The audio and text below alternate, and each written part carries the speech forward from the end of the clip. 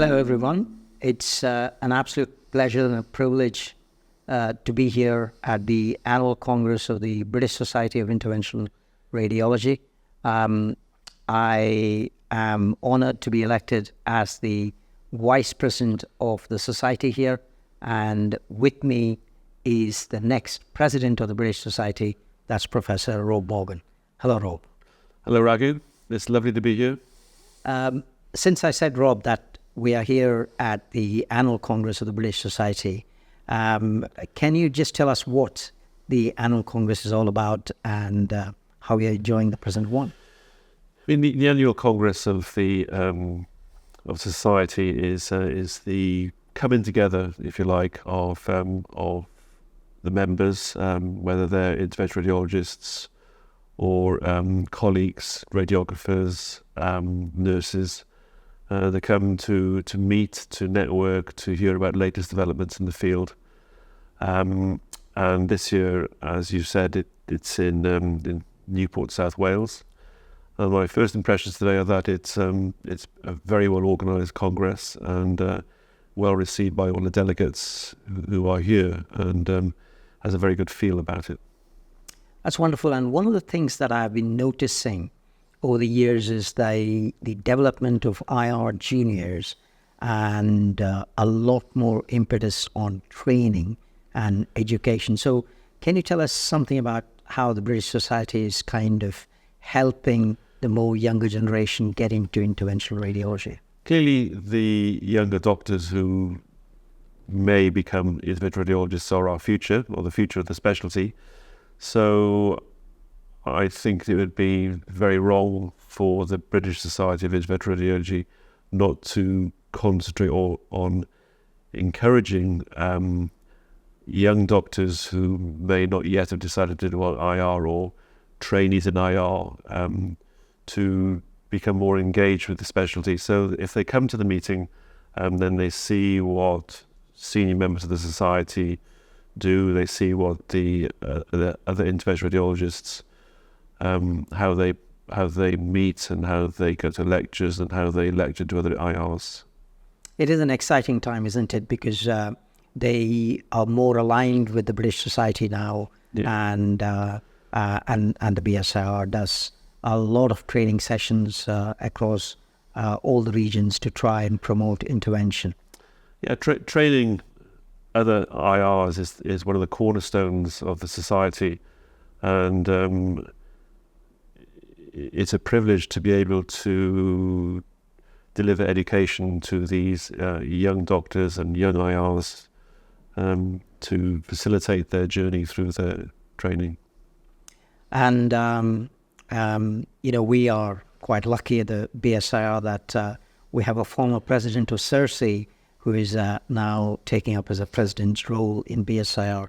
Where do you see us going over the next couple of years?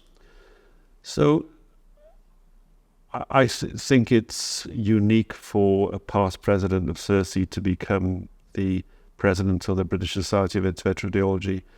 Some of my predecessors have done this in reverse. That's right. What becoming president of BSR in later in my career allows me to do is to bring my experience of senior leadership to the BSR so that it can be used to further certain issues that everybody in IR cares about in the UK, to help progress them where possible. That's wonderful. And when you said senior leadership, obviously one of the roles of the BSR is coordinating and working along with the Royal College of Radiologists. So where do you see that going over the next couple of years? I think our relationship with the Royal College of Radiologists is essential. We are close colleagues in the delivery of interventional and diagnostic radiology to the nation, and it's best for everybody if we can work collaboratively.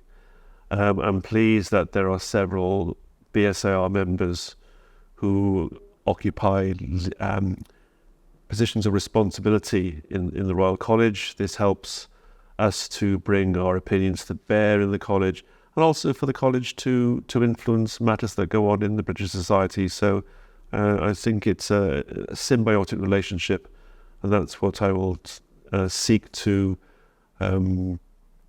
replicate and improve on if I can. And one of the strengths, if I may, about the interventional radiology specialty is the fact that we tend to work with a huge number of disciplines across the board in medicine and surgery. So what do you think is important for the British Society to be doing with respect to relationship across a wider spectrum of specialities? I think strong relationships with our clinical colleagues and other societies make for improved treatment of patients, to improve patient safety. So I think it's essential that BSIR maintains excellent or the best relationships possible with our colleagues in the other societies. That's wonderful. And do we have some kind of a fora or some kind of platform in order to take this forward with the various specialities? Well, if you look at our colleagues in vascular surgery, we have representatives who attend their council meetings, and representatives from their society attend ours. Various members of the BSIR occupy positions of leadership in other clinical societies like the British Society of Gastroenterology, Gastrointestinal Radiology, and I think that sort of collaboration is essential. And I think one of the things that the British Society is taking on is a lot more in the research sphere. And I'm aware of your role with the academic wing of the RCR. So where do you see research and progression of that over the next couple of years vis-a-vis BSIR and RCR? So research is, of course, development essential for the development of various new techniques in IR, but also for the assessment of pre-existing techniques and to compare them with other treatments. So it's important that IR is involved in research, and IR can be leaders in research, and for that to happen, BSIR needs to liaise with bodies that provide funding for research, and these may be national bodies such as the NIHR, or it may be industry, and it's important that BSIR members meet regularly with industry members to put forward the case for IRs being involved in industry-funded trials, such as vascular research or oncology research. And all BSIR members should think that they have a duty to raise the profile of IR in research. And obviously, as an interventional radiologist, there are quite a lot of challenges, and with the resource crunch that we are facing on the shop floor, etc. So what do you think are the challenges that BSIR faces over the next year or so? Well, if your hospital is anything like mine, funding for patient care is always challenged, and we have to be seen to be making the best use of the resources at our disposal, while utilising the newest techniques. We need to be sure that they are evidence-based. We need to negotiate with providers of devices to get the best prices for our patients.